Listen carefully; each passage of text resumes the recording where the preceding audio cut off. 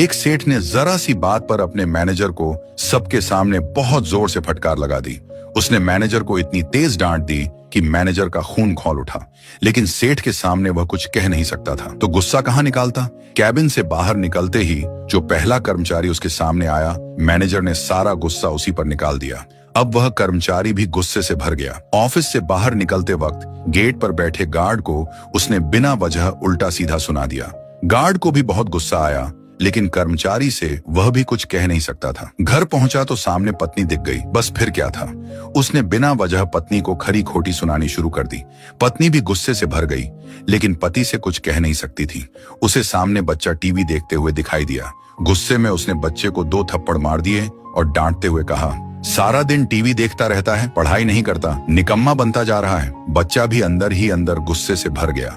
वह गुस्से में घर से बाहर निकल गया। सड़क पर एक कुत्ता बैठा था। बच्चे ने पत्थर उठाया और गुस्से में कुत्ते पर फेंक दिया। कुत्ता हड़बड़ा कर उठा, मैंने तो कुछ किया ही नहीं, फिर पत्थर क्यों मारा? गुस्से में आकर कुत्ता सड़क पर दौड़ा और एक आदमी को काट लिया। जानते हैं वह आदमी कौन था? वही सेठ जिसने सबसे पहले मैनेजर को फटकार लगाई थी।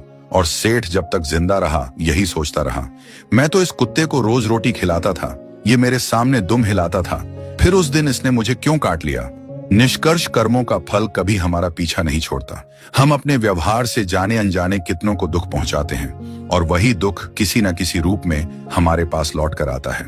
जिंदगी में कुछ भी बिना वजह नहीं होता। जो अच्छा या बुरा हमारे साथ होता है उसकी वजह हमारे अपने कर्म ही होते हैं।